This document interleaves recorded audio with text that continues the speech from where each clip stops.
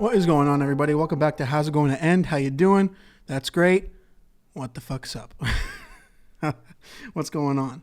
How about those last couple episodes, though, huh? How about those? I had actual famous people, actual people that were in a movie. That was fucking cool. Having Samantha Wynn and Danielle Bergio on to talk about Zack Snyder's latest movie, Army of the Dead. That was fucking awesome. Does that make up for the fact that I'm horribly inconsistent with this shit? Probably not, but it helps. I think it personally helps. But that's mostly I would say that's 75% my fault. My inconsistency with this shit. 25%, I started work again. I'm working nights again. Shit's exhausting. End up sleeping either in the morning or in the evening. If you sleep in the evening, you lose your day. You sleep in the morning, you wake up, everyone's already doing shit. It feels like you got to catch up, and what are you going to do? But making money, it's worth it, right? But I'm going to try. I'm making it a point to be consistent with this. I was consistent for a good fucking long time. I think we're like 13 episodes straight. That's not bad, right? 13 weeks in a row. Come on. I can do it again. Yes, I can do it again. What the fuck's going on? A lot of shit to talk about. We're going to talk about some Loki stuff. We're going to talk about some shows. I'm back to back on a couple shows to skip the post-series purgatory. I finished Mr. Robot and I got right into Narcos, which are two shows that I think for the last 10 years, all I heard about from people was like, hey, you have to check out Mr. Robot. You need to watch Narcos on Netflix. And I just never did. And now's the time because, of course, why not? When no one's talking about it and it's over. But yeah, got into those. I don't know, man. Just been watching movies, man. Just been going to the movie theaters as much as I can. I've been trying to see new movies. That's the best part lately about movie theaters being back is all the re-releases. It's also like a lot of movies turn like 20 and 30 this year, Terminator 2 turns 30, I think, in like July. And Lord of the Rings and all that shit. So I got to see a bunch of re-releases in theaters, which was awesome. Movies I'd never seen in theaters. Movies I'd only seen on TV, which is fucking crazy to think that I had never seen The Lord of the Rings on a movie screen. You know what I mean? At a theater. To finally get that out of the way. I mean, geez, that was amazing. That was awesome. But I also got to see some new shit. I got to see A Quiet Place 2. I got to see Cruella. Both great movies. We can talk about that. Why not? Bunch of shit to talk about. Yeah, just kind of, it's that weird moment where it's like I'm realizing that it's kind of summer.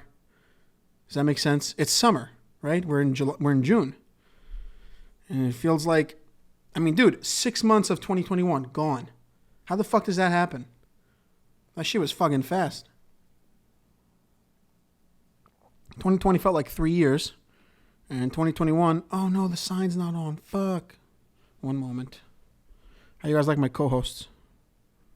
There we go. This is number 1 and this is number 2. I only own 7 of these fucking things. 6 of them are bad guys, and the only one that's a good guy is Jeff Goldblum. And that's the way it should be. Jeff Goldblum is the only good guy. And that's a fact. Yeah, I don't know.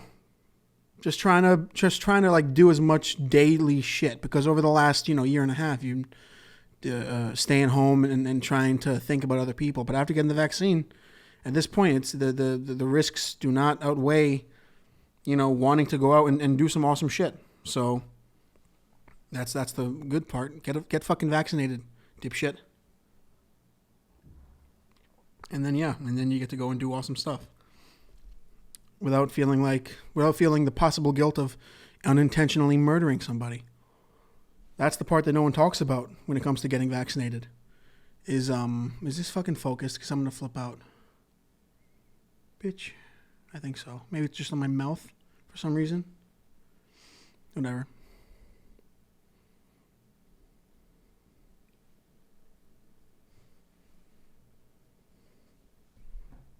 There we go. I think that's focused now. That's the part of getting vaccinated that no one's really thinking about. Is the idea of like, even if you don't give a shit, even if you don't believe it, whatever, The majority of people don't think about other people. That's the unfortunate thing. The majority of people, as much as they love to go on and on about how they care about their fellow man, then when it comes to wearing a mask for your fellow man, it's like, no, fuck that. I'd rather try and control what's going on in a vagina. Shots, too political, unfollowed. Got a lot of shit to talk about. We can talk about Loki later. There's going to be spoilers for Loki, fair warning.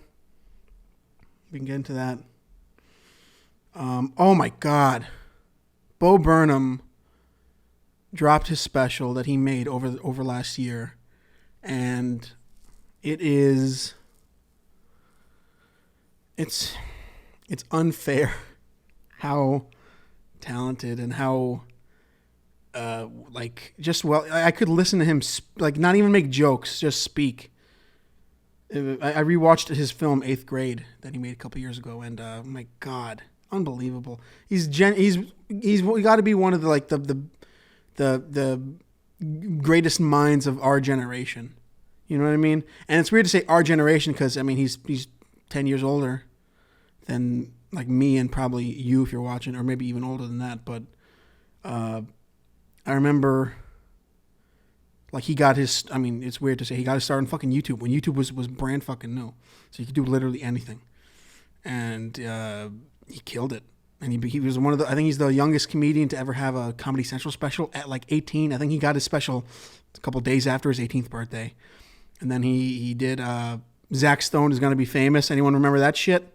How about that? On MTV, one season. What a great fucking show that was. That was like, what's crazy about that was in 2013, I think, and that was like the lives of kids now is talking to a fucking camera and being like, hey everyone, what's going on, but the best part of Zach Stone was like that character was so trying so hard for people to like him and for people to notice him. He was fucking Michael Scott. Zach Stone was Michael Scott basically, and that was a great show. And then I remember when that got canceled, that was like a thing. And it was like, it finished perfectly. That first season was just so incredibly funny and solid. And then he moves on to several specials. And I got to see his special before Inside Make Happy in New York in 2015. Which was, I mean, it's the one that they filmed for Netflix, which is crazy. I didn't know that. But that was insane, seeing him live like that. And I have this weird anxiety when I go see live shit, especially for a comedian or for a performer with like people in the audience that like loved. I'll never understand that type of person that just has to be a part of the thing. I don't know. I don't have that shit in me. I'd rather chop my fucking face off than woo, during a quiet moment. Like, why would you do that? What in your head is allowing you to think that's fucking okay to be? Oh God, like I'm an attention seeker clearly, but I'm narcissistic clearly, but that's fucking. I'm too much of a self-loathing narcissist at a quiet moment. I was cringing so like I could feel my skin shaking when in the Make Happy special on Netflix there's a girl screaming. He told this one story one time. There's actually this famous clip of him. Of a girl on stage, like screaming at him on stage when he was younger, being like, "I love you," and he goes, "No, you love the idea of me." And then he went on this whole thing, and it's great. That's a funny and actual smart like moment. And then someone shouted that, and I think that same girl at the Make Happy recording said like, "I love the idea of you," and he's like, "I'm trying to commemorate something that I've worked really hard on." And in that moment, I'm the secondhand embarrassment. I can't. I don't. I would fucking walk into traffic if I did that. I wouldn't get even that close. Even the thought of it is making me. I'm like, fucking. My skin is vibrating just from the thought of that. I can't imagine being that fucking person. But imagine being that fucking person, dude. Imagine like. You can't be a comfortable person and do that kind of stuff, can you? I guess if you're just that, thoughtless. What's the word? There's a word for when you like don't think, but it's not thoughtless. It's just like, I guess too stupid to not think about your actions. And then there are people like me who overthink every action. You know, that whole joke of like, there's that like a kid lifting weights or whatever, or the brain has muscles, and it's like introverts preparing themselves to say here during attendance in school. You know, that's exactly how it was every time for me. And I was always like, I think my last name starts with a B, so I was always like the first two on the attendance sheet. So I was always like, here in my head, here, Tim, here. And that's what I was focusing on in high school and middle school. I don't know, man. But this special, oh my God, this guy's a fucking genius. This guy's a fucking genius. It's not fair how smart and how funny he can be at the same time. And then he sings and he does all these videos. That's like the crazy part about it. He filmed this special over a year in his room. Based just like his own YouTube videos, you know, and he edited and all that himself, and that's fucking crazy. That so much like excellence came from a year of like such turmoil, and you can tell like that's also such a tough part as someone who watches and it can feel like they relate, even though that's also where the jealousy comes from for Bo Burnham is like he churns out so much awesome everything he's put out. I can't find anything negative to say about it. I love it every time. And I don't know, just like the Welcome to the Internet song. If you haven't seen Bo Burnham's special, check it out. It's on Netflix right now. It's so fucking good. He does this. There's that great song, Welcome to the Internet, and that's obviously like one of the more popular ones, but it's so sinister and it's so predatory. You know, that's the instant thing. The thing that instantly pops out at me with that song is like how the internet feels like a fucking molester. It's preying on the young minds of like, you know, people my age and younger, you know. But it's fucking crazy. It's so good. I watched it at work and I was like, I shouldn't be watching this here. This is gonna make me fucking like break down. I can't do this. And then I actually paused it like 10 minutes, 15 minutes in, and I had to wait until getting home to like in my room away from people without the chance of accidentally bumping into someone and just watching how fucking good that is, man. Oh, that should be over here. It's so fucking good. Is this on? Yeah. Yeah, that's been pretty much it. Movies, Netflix, YouTube, sleep, working, sleep. I actually just got off work a couple hours ago. And I haven't slept yet. But I'm fine. I've been sleeping late in the evening, so I end up sleeping late in the evening the next day. What are you going to do? Narcos is fucking amazing. I had always heard that Narcos was amazing. I don't know, at the time, I guess, what was it, 2015 it came out? I think, or 2017. I always heard about it. I guess it just never interested me. Something about like narcotic stuff in police dramas or government dramas I never really fell with. That's why I always liked SVU more than standard. Or I never watched any of the NCISs and all that. It always seemed too not only procedural but like too not as attached to the characters as I guess I would like. So I never stuck with them. But that's why SVU. And then as soon as Stabler left, I stopped watching SVU. And now there's Law and Order Organized Crime with Elliot Stabler and Olivia Benson together. And it's fucking amazing. They're the best team next to Batman and Robin and Sam and Frodo is Elliot and Olivia. Two amazing fucking characters that belong together. The best fucking duo ever, you know? The coolest fucking group of people. And it's so cool to see them back now together. But starting with Narcos, the immediate thing that I caught on to was the relationship that they have with the audience and with Pablo Escobar, which is like, yeah, you know, that's a fantastic job they're doing. I'm in the middle of season 2. I'm in maybe episode 5 or 6 of season 2. So there's those moments of like we're seeing Pablo's nightmares and shit, which is very interesting to get the nightmares of such a horrible human and be like, oh my God, that's a bad nightmare. You know what I mean? And at the same time, it's like there's that whole idea in the like the bad guys do the good thing sometimes, the good guys do the bad thing sometimes, and I can't get with what's his name, Boyd. I don't know the actor's name. I think it's. I should know this. I should look it up. I think it's like Holden Boyd or something like Boyd Holbrook. It's super much of a white name, but the guy who plays Steve Murphy. I can't get with him. It's not my thing. I think that they should have had someone else play him. He doesn't come off like a guy in the 80s and 90s to me. I think it's a very type of white guy that existed in the 80s and 90s that was in law enforcement, and I don't think it's him. Also, like his voiceover is so cool, and in Medellin, Pablo walked the streets, everyone kissed his like. It just didn't. I didn't get with it. But Pedro Pascal is fucking amazing in this.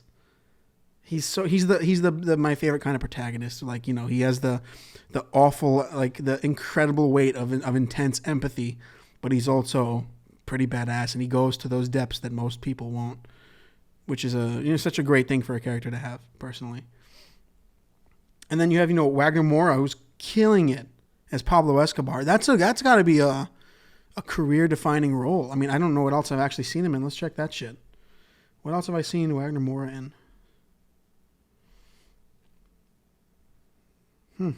Not much. Elite Squad, Sergio, that came out last year, and Elite Squad, The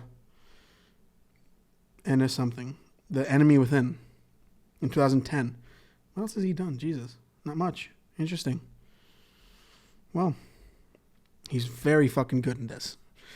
The one consistent thing I've seen of people like on Instagram commenting is like, season 1 and 2 are great. Season 3 is awful, or something. The overcorrection of being like, oh my god, trash. Which you can never fucking trust. So I'm looking forward to this, and I'm debating starting Narcos Mexico. I hear people are telling me that's great too, but not as good as this, and I don't know. Maybe we'll see. Maybe I'll just jump onto something else. I'm trying to avoid that post-show purgatory, Finish Mr. Robot, and that is such a mind fucking, fuck of a show that I was going to immediately finish it and be like, okay, let's not watch anything for 2 months now. But I immediately started Narcos because I had seen a montage of like Pablo Escobar clips on YouTube, and I was like, okay, let's check it out. Wagner Moura is so intimidating. He's got that like dead stare, and the mustache is like, they always say that men with facial hair that it doesn't look too like clipped up or whatever is always the most intimidating, where it's like just a fucking thick black stash or whatever. Also, everyone in the show has a fucking mustache. Every male, except for I think all the, like in the Colombian military, like the Colombian president and all them, they don't have any facial hair. Except for Pedro, all the American men walk in and they have like blonde mustaches. And it's like, yeah, that sounds like the fashion of 1989 Colombia for the DEA, But that show is so fucking good. I have to find a new show to watch. How about that? Let's try that. Comment other shows down below. I'm not going to watch Vikings. I'm sorry. I'm sure it's great. I'm sure it's amazing. I'm sure the performances are awesome, and the main character, I've heard, I don't remember his name, but the main character is awesome, and he's a good protagonist, and the show is awesome, and yeah, all that. I've heard it. Please, for the love of fucking God. I know what it feels like to be someone during the Game of Thrones hype, being like, you don't watch Game of Thrones? Like, I'm so sorry for all the people I did that to. Please don't do that shit to me with Vikings. I'm not going to watch Vikings. I'm not in the mood for that type of show. I won't be for a while. You know what I mean? Probably when the Lord of the Rings show comes out. But like that type of fantasy, old world fantasy type. Right now, that's not the fucking deal. So please. Or, I can't fucking think about that Drake and Josh moment. Have a nice day. Don't tell me what to do. What other shows are there to watch that were so big and popular, like in the mid 2010s? Let's check that shit out.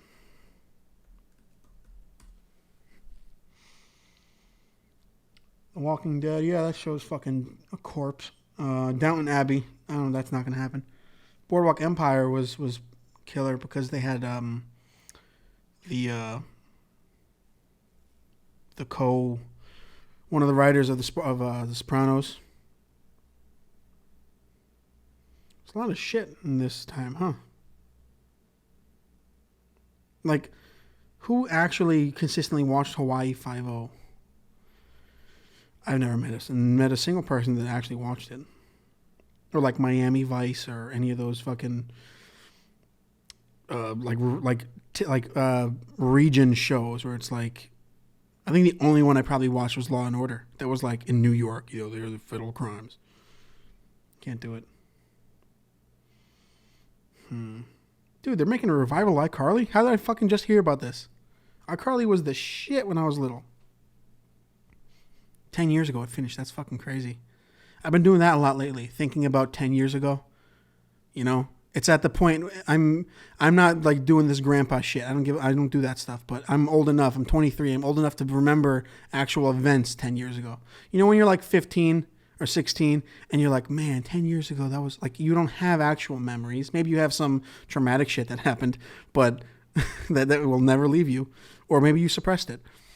But that was always like, I don't really have any memories from that. I maybe vaguely some simple stuff. But now it's like, yeah, I was 13. I remember middle school at the time. And I remember what was going on like in pop culture at the time, kind of, like the crossover episodes of iCarly and Victorious and all that other shit. And all those like Nickelodeon shows that were killing it. Or the Disney Channel shows, the Sweet Life on Deck with Hannah Montana and That's So Raven and all those fucking like, that's crazy that was a moment in pop culture history, and it's so far gone now that I'm like, oh my God. And now they're doing a revival of iCarly without what's-her-face, the blonde one, Jeanette McCurdy. Apparently she's like, I would be too, also. Her whole thing was like, she's super embarrassed for, let's see that. Jeanette McCurdy,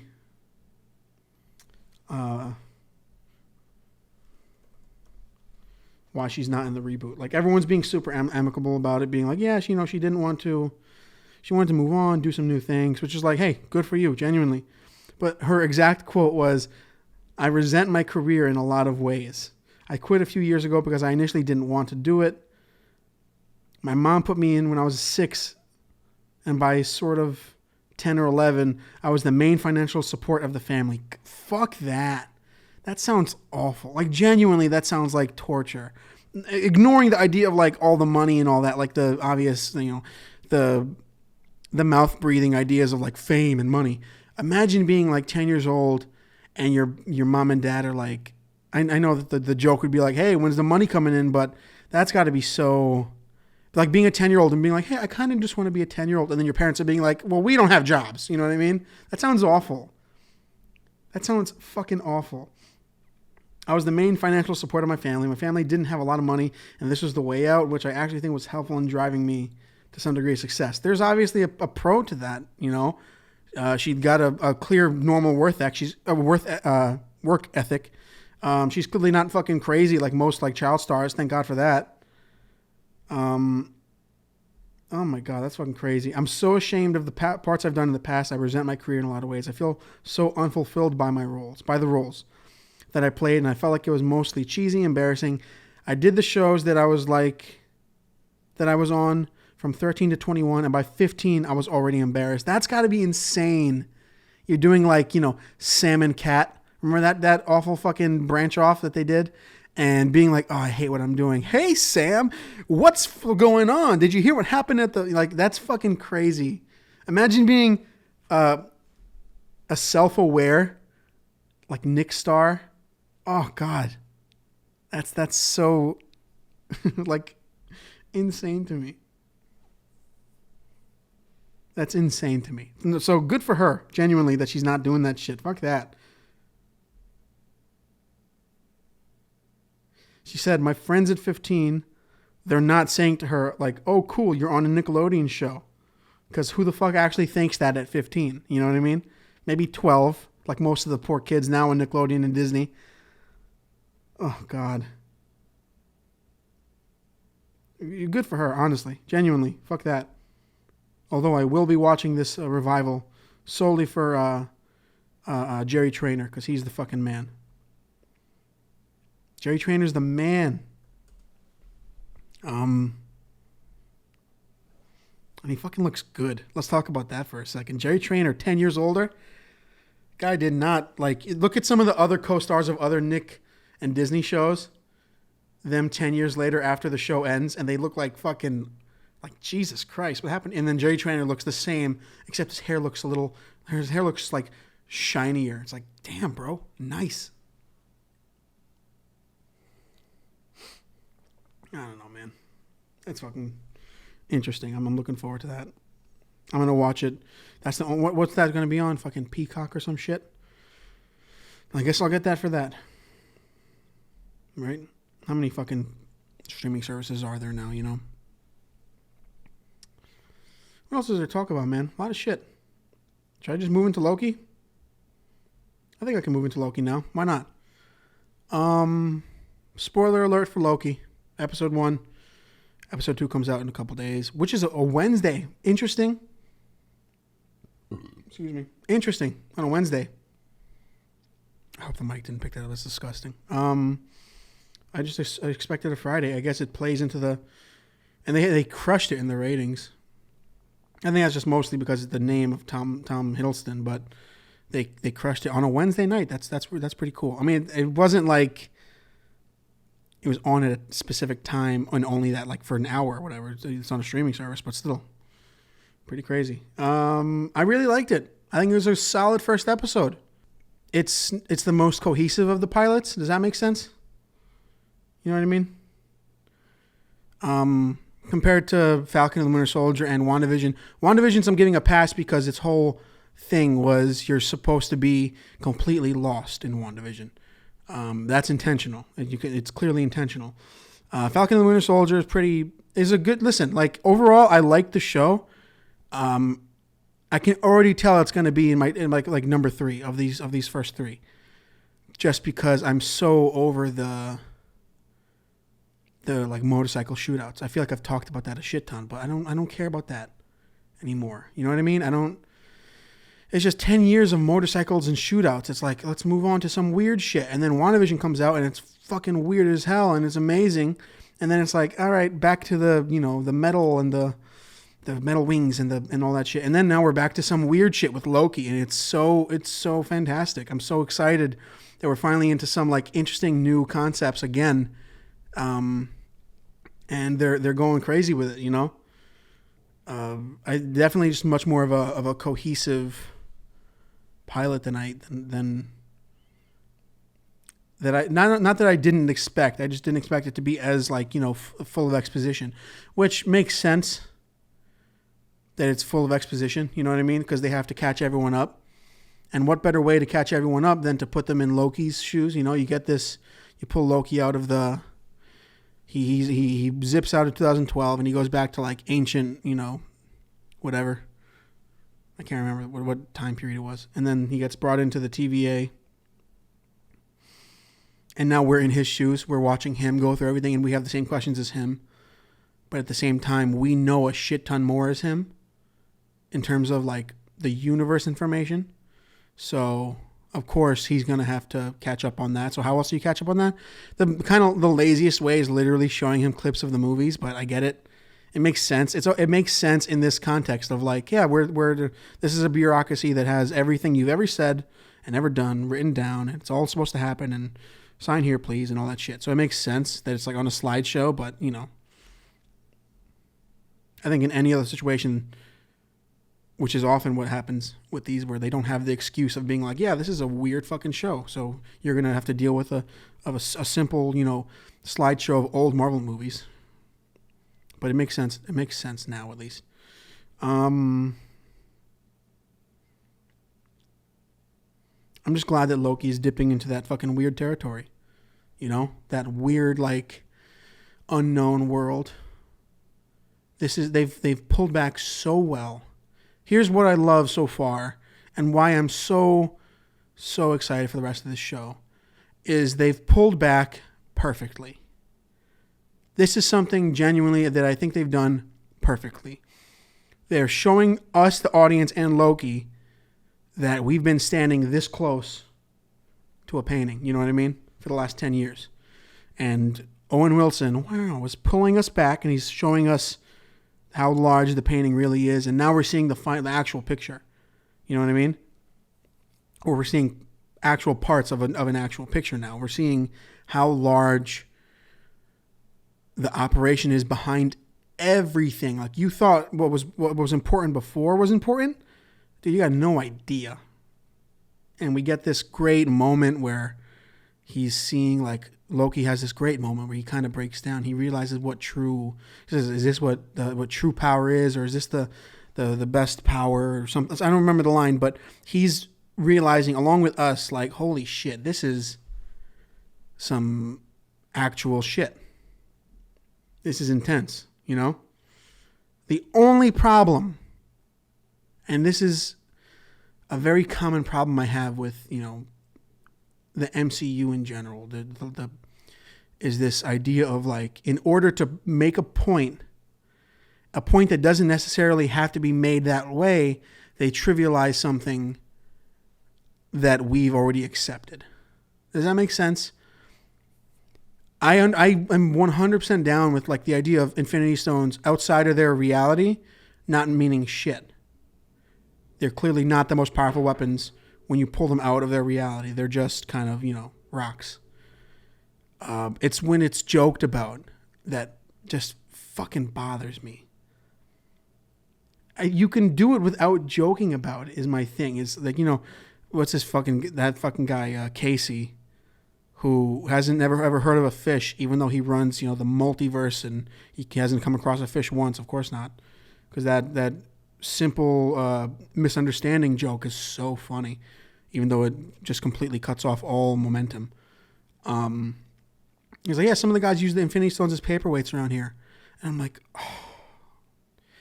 You can pull back and reveal a larger scale without completely just trivializing what we've already been accustomed to. You know what I mean? It just seems so fucking like...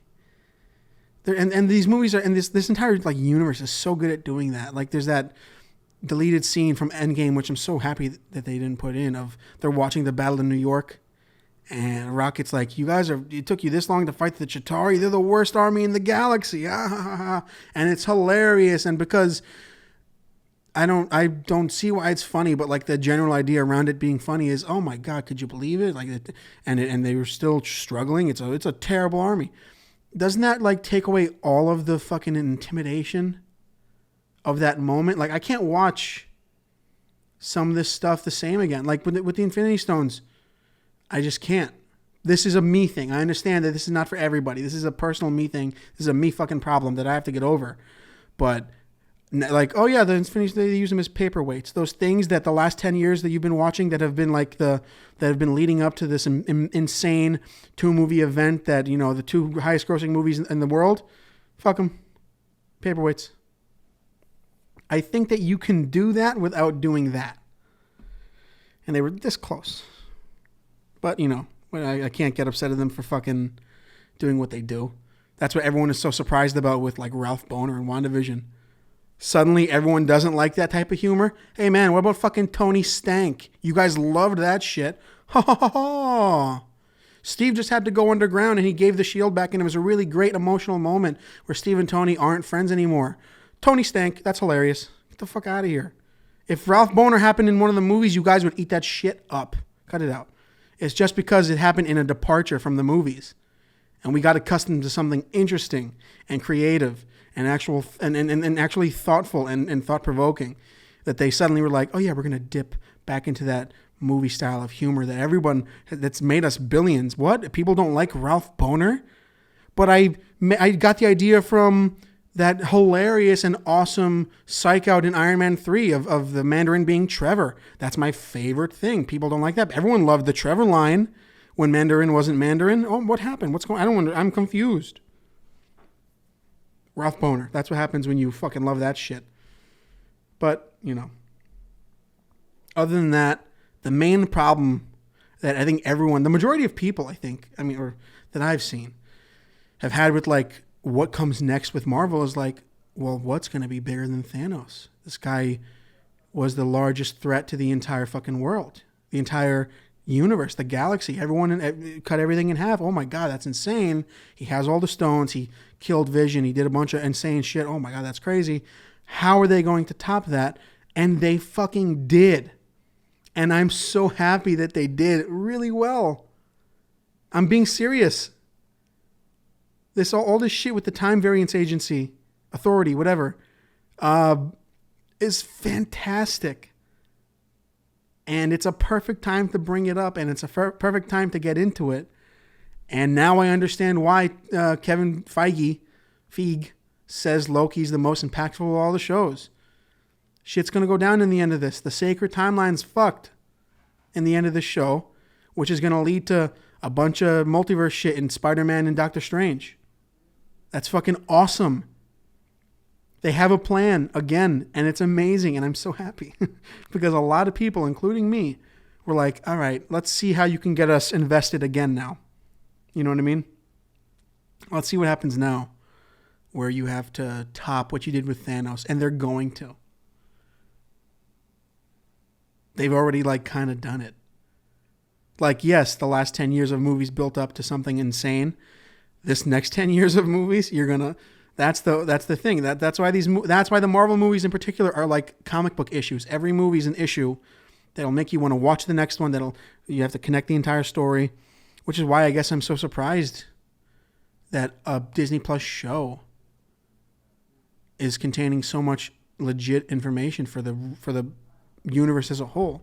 Because I think that was one of Feig's main things. He didn't want the shows to be that colossal because, you want everyone to go to the movies. You want to make the money in the box office. So you're not going to get everyone to watch a show. You get them to watch a movie. You put all the important information in the movies, But this is pretty fucking insane. And I'm thinking that they did a great job. And you know what else it's done? By the way, I know this isn't their fault. I couldn't give a fuck about whoever the villain is in Eternals. That bowl cut motherfucker. I couldn't care less. The Eternals, these giant beings of which already, by the way, they're clearly not that important because through the TVA, we know that they're allowed to do whatever they're allowed to do because of the TVA. And there's infinite numbers of multiverses, of realities with Eternals that decide to do whatever the fuck they wanted with that bowl cut fucking guy just walking around. And the Eternals are like, we didn't interfere until now. And this fucking guy just walks out looking like a mushroom. He better be an evil motherfucker. He better be a Ramsay Bolton, sinister motherfucker that would make Thanos go, Jesus Christ. You know what I mean? If the Eternals are, we've got to step in. Over the last, however many millennia we've been on the planet. Now, when it comes to every threat that's been in the world, right down to Thanos. And if they make Angelina Jolie's character in the movies the cousin of Thanos the way she's in the comics, there better be a good fucking reason they did nothing. Let's see how they write into that. But, yeah, I don't give a fuck about the threat in that movie at all. I'm looking forward to the movie in terms of just how the movie was made with such an incredible director and writer and all those guys. But whatever the stakes are for that movie are nothing to me right now because the stakes in this show are infinitely higher. They've proven it to us already. That what's happening in Loki, the sacred timeline, the timekeepers. Clearly, there's some shit going on with the timekeepers, And I'm so happy they fucking scrubbed away the half-assed time travel theories in Endgame. The whole joke of Back to the Future's bullshit. Nope. You guys had it wrong. I love that. I love that because it's not a coincidence. Michael Waldron, the showrunner, worked on Rick and Morty, And Rick and Morty's all parallel realities and universes and all that shit. And there's that great episode in season 4, or is it? I think it's 4, with the vat of acid where they kind of go over the idea of in Back to the Future, there was that original Morty that kept going back and forth, but every time he did, he was replacing a new Morty or an old Morty that he was going into the back home for because he was creating it every time. And Rick has that idea of like, yeah, so I just had to kill all the ones that you kind of created from making all those decisions. And Morty's mortified. And that's what the TVA does, basically. The TVA rips them out and goes, all right, well, you don't belong here anymore. And boom. And it's fucking great. And it's not a coincidence that this guy went from writing there to writing this. And it's so good. And it makes so much sense. Timeline hopping is what time travel is. You can't go back and forth because it's a paradox. There will be multiples. You'll always have to deal with it. It's like, that's such a good idea to have it be like, oh no, now you just out and you do a new one. But you can't be in that new one. So that's where the time variance authority. I confuse agency and authority. That's where the TVA comes in. And Loki accidentally broke the rules and he didn't know it. Everything else was supposed to happen except for Loki picking up the Tesseract that day. Which is so funny to me. I think that's great. Like the way he stumbled into a crime he didn't know. And how can you plead guilty to a crime you didn't mean to commit? Guilty or innocent. He's like, I didn't do anything I was like willingly knowing I was doing. Whatever. So good. I'm really looking forward to it. Because now we know why Loki is going to be the most impactful of the shows. He's going to cause another multiversal war. Something's going to happen in the end of the show that will cause the sacred timeline to get fucked, which is going to lead to whatever happens in, No Way Home. No Way Home's going to a bunch of people being pulled in from all these other timelines, a bunch of villains and heroes and all that. And then Doctor Strange is going to have to fix some shit. And at the same time in Doctor Strange, Wanda's like, this is my perfect chance to grab my kids. Boom. Awesome. I fucking love that. That's so good. I love that planning. And I'm psyched for phase 4 and 5 of the MCU. So good, man. That's really good.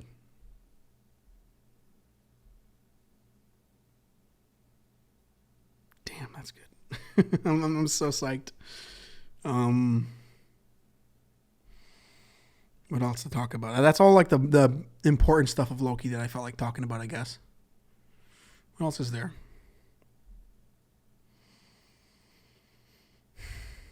Oh, Loki's gender fluid. Which makes sense. Not only like in the comics. There's chick Lokis in the comics everywhere.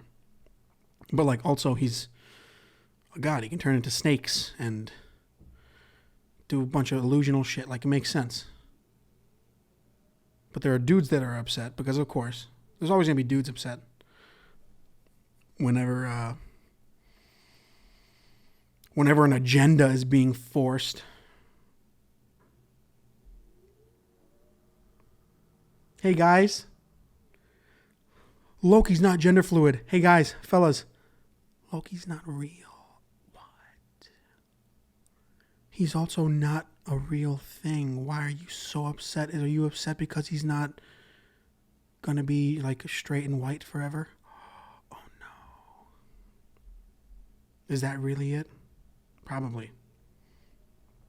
A mythological god can turn into snakes. Where's the snake agenda? There's the liberal cuck snake agenda. I don't mind it. I just don't want it to be forced. Oh, okay. So just like, perfect example.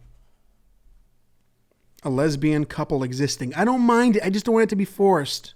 It's forced that they exist. Do you not know that lesbians are real?